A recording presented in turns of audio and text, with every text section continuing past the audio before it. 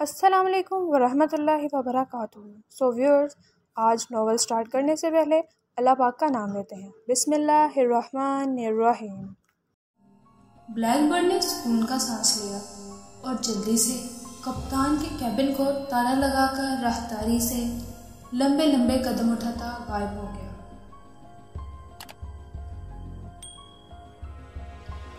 The next article is अज़ाबे इलाही। जहाज में डकासर को बहुत पीछे छोड़ाया था और वो जनूबी अफ्रीका की निचले तकोन का चक्कर काटकर केप ऑफ गुड होप की खातिर नाव साहली चट्टानों के करीब से गुजर रहा था।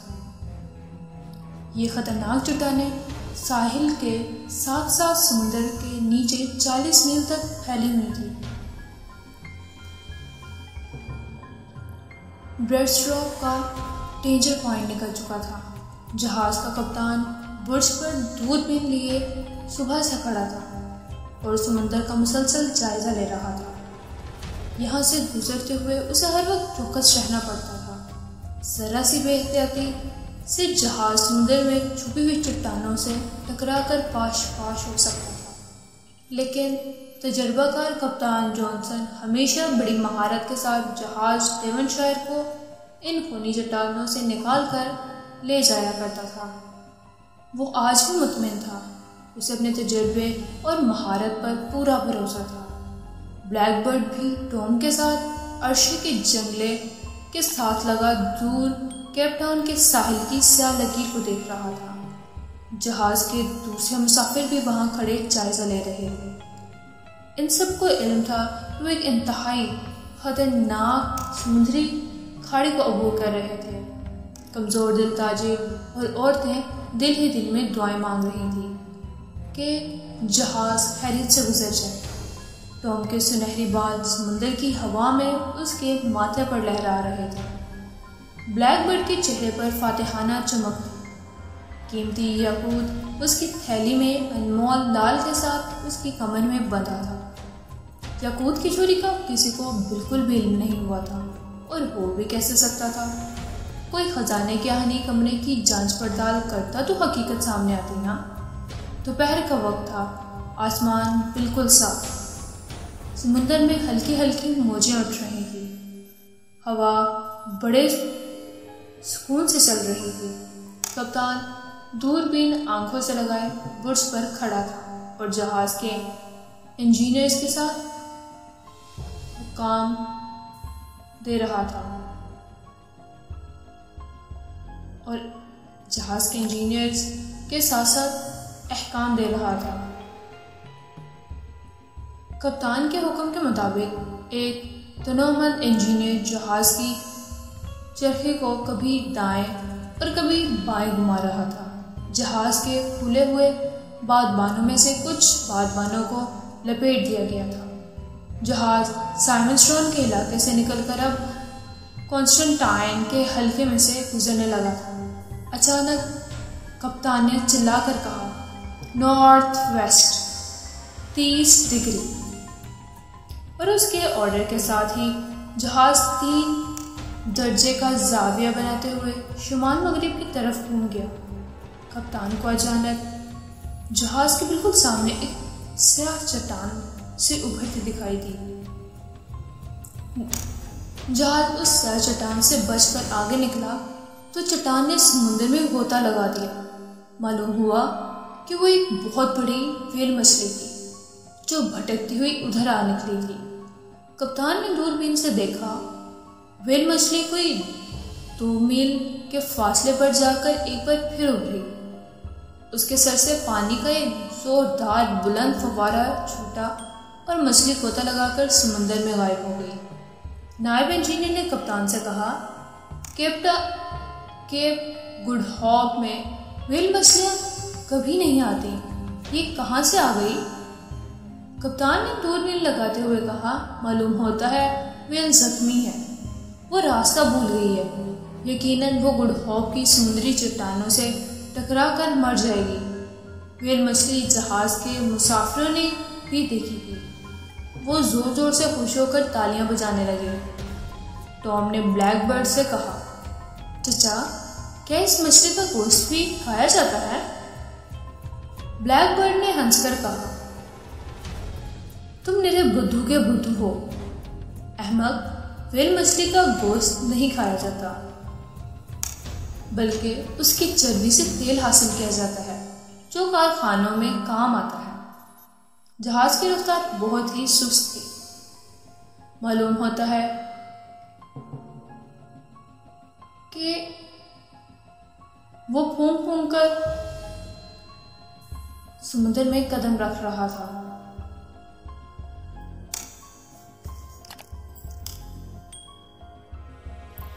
ऐसे खतरनाक साहिली समुद्रों में जहाज इसी मोहतात रफ्तार के साथ गुजरा करते थे। अगर जरा सी भी रफ्तार तेज हो जाए और जहाज साहिली चट्टानों की वजह से समुद्र में पैदा होने वाले भंवर में फंस जाए तो उसका चट्टानों से टकरा कर डूब जाना यकीनी होता है। डेवन शायद दोपहर तक खतरे से निकल चुका था। जहाज का कप्तान मिस्टर जॉनसन दूरबीन गले में लटकाए बुर्ज से नीचे उतर आया था और मुसाफिर से हंस हंस कर बातें कर रहा था। ईस्ट इंडिया कंपनी के सरमायादार ताजिर मुसीबत से निकल आने की खुशखबरी सुनकर बड़े हशाश हशाश थे और एक दूसरे को रात के खाने की दावतें दे रहे थे। ब्लैक बर्ड को तो पहले ही मालूम था कि कप्तान एक तजुर्बाकार मल्लाह है और उसे केप गुड होप के समुद्रों का बड़ा तजर्बा है। वो अपने केबिन में आकर बिस्तर पर नीम दराज हो गया और लंदन में छपने वाला एक पुराना अखबार निकाल कर पढ़ने लगा। उस अखबार में मिस्टर स्मिथ एंड सन्स एक इश्तिहार छपा हुआ था। ये कंपनी पाको हिंद अंग्रेजों के आयाराना कब्जे के बाद बनी थी और इसका काम ही लूट मार में हासिल किए हुए माल को औने पौने खरीदना था। ब्लैक बर्ड इससे बेशतर भी स्मिथ एंड कंपनी को जानता था। उसे अच्छी तरह मालूम था कि यह कंपनी ईस्ट इंडिया कंपनी के डाकू नुमा ताजरों से हिंदुस्तान में लूटा हुआ माल खरीद कर सरकारें अंग्रेजी के यहाँ महंगे दामों फरोख्त करती है। ब्लैक बर्ड बिस्तर पर लेटे लेटे हंस दिया। उसने दिल ही दिल में फैसला कर लिया कि वो अपना माल इस कंपनी के हाथों फरोख्त कभी नहीं करेगा, बल्कि बिला वास्ता हुकूमत से राब्ता कायम करके महकमा नवाजात से बात करेगा। उस तरह उसे अपने लाल और याकूत के ज्यादा दाम वसूल होने की तवक्का थी। अचानक उसे ख्याल आया कि हीरो को एक नजर देख ही लिया जाए। इस ख्वाहिश के पैदा होते ही उसने अपने केबिन को अंदर से तार लगाया और कमर के साथ लिपटी हुई कुतली निकाल कर सामने रख ली। केबिन के गोल गोल सुराख में से सूरज की किरणें अंदर आ रही थी। याकूत और लाल की गुथली से बाहर निकलते ही ब्लैक बर्ड की आंखें चकाचौंध हो गईं। इन कीमती पत्थरों में से रंग रंग की तेज किरणें फूट रही थी। सुर्ख लाल तो एक गहरे सुर्ख गुलाब की मानिंद नजर आ रहा था, जिसके अंदर कई छोटे छोटे सूरज रोशन हो।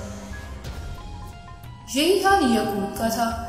उसे ख्याल आया, अगर किसी वजह से कप्तान खजाने के कमरे में चला गया और इसे मालूम हो गया कि जुड़ाव हार में से कीमती याकूत गायब है तो क्या होगा। ये इतनी बड़ी चोरी का इंकशाफ होगा कि कप्तान जॉनसन ऐसे ईमानदार शख्स के हाथों के तोते उड़ जाएंगे। वो किसी सूरत भी इतनी बड़ी बदनामी और इस शर्मिंदगी और शर्मनाक इल्जाम अपने सर पर लेने को तैयार ना होगा। वो यकीनन जहाज को रोक देगा और तमाम मुसाफिरों के सामान की तलाशी लेगा। और अगर याकूत फिर भी न मिला तो वो एक की जामे तलाशी लेने से भी गुरेज ना करेगा। ब्लैक बर्ड जिस्म में एक सनसनी सी फैल गई। वो परेशान हो गया। जिस तरह के चोर पकड़े जाने के ख्याल से परेशान हुआ करते हैं। उसका दिल चाहा कि वो जितनी जल्दी हो सके लंदन पहुंच जाए और किसी के हाथ ना आए। फिर उसने सोचा कि इन्हें ऐसा कभी नहीं कभी नहीं हो सकता। भला कप्तान को क्या पड़ी है कि खजाने वाले कमरे में जाकर तलाशी लेता फिरे। ठक ठक ठक। ब्लैकबर्ड का दिल उछलकर हलक के करीब आ गया। दरवाजे पर कोई दस्तक दे रहा था।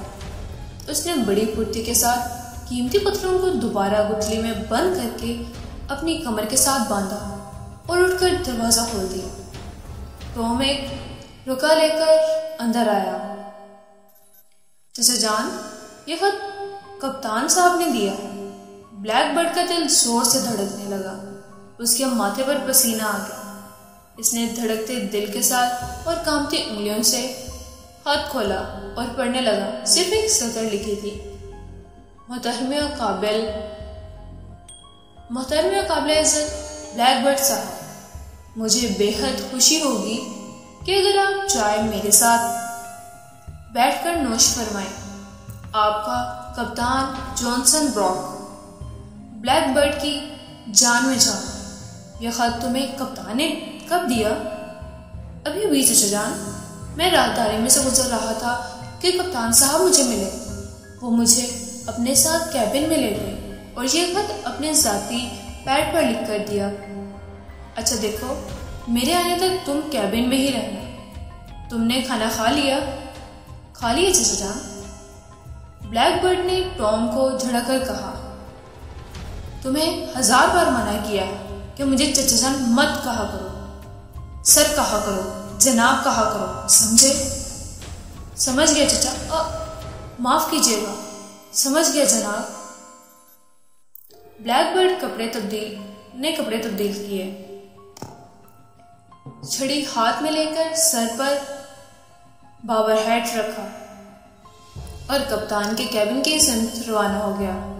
बेचारा टॉम कैबिन में चीजों को करीब से रखते हुए सोचने लगा कि चचाजान उसे नफरत क्यों करते हैं।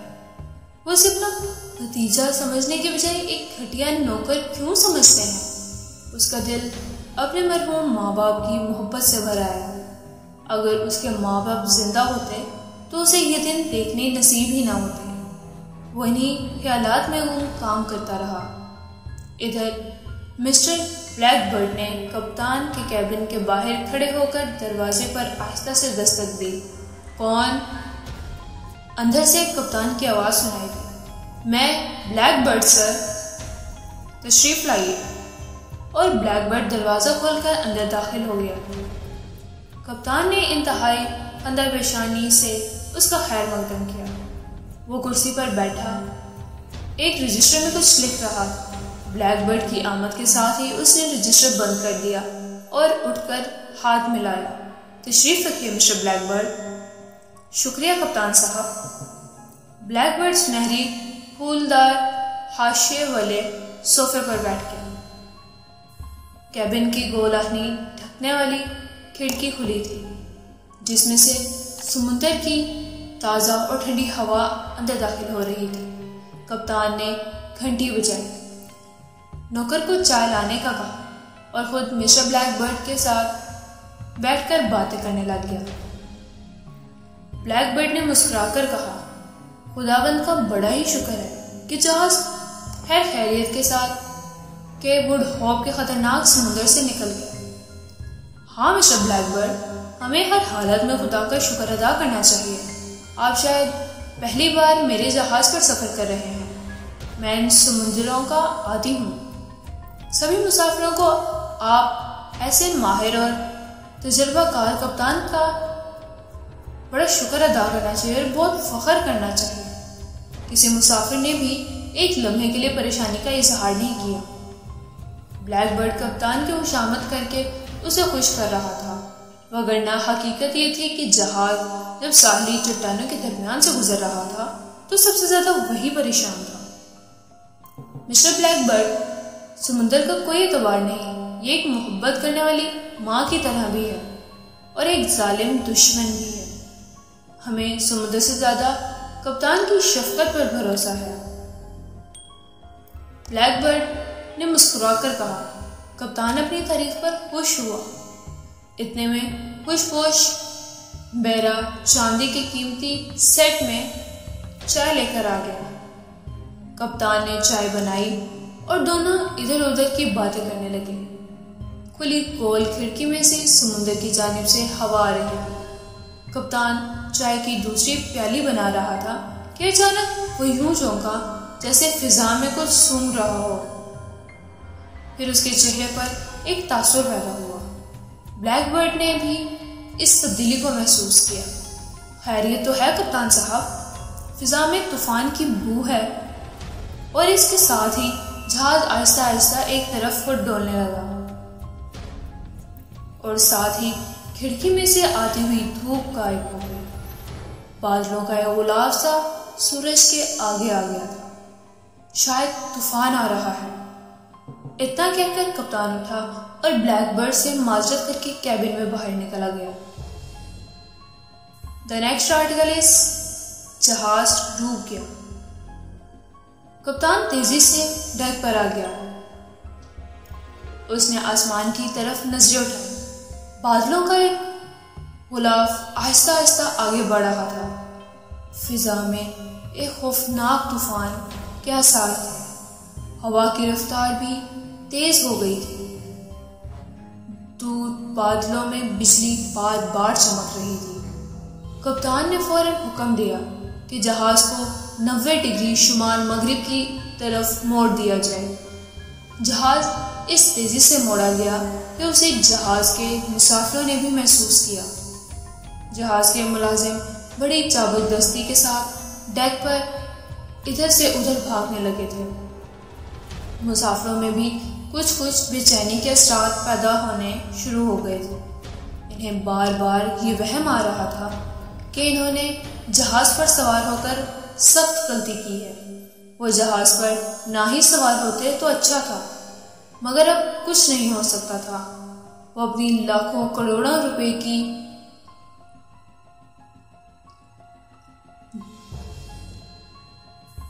लूटमार के साथ और जायदादों के साथ समुद्र के बीच में सफर कर रहे थे और समुद्र में एक जबरदस्त तूफान आने वाला था। अब हवा की तेजी में और भी इजाफा हो गया। आसमान को बादलों ने ढांप लिया था। बिजली चमकने लगी थी। बादल गरजने लगे। समुद्र के पानी में ऊंची ऊंची लहरें उठने लगी थी और जहाज ने डोलना शुरू कर दिया था। कप्तान बार बार हुक्म दे रहा था। उसने जहाज की रफ्तार बढ़ा दी थी। जहाज पहले से ज्यादा रफ्तार के साथ साहिल समुद्र से दूर हटने लगा था। कप्तान का ख्याल था कि वो तूफान से पहले पहले जहाज को साहिल से जिस कदर भी दूर ले जाए अच्छा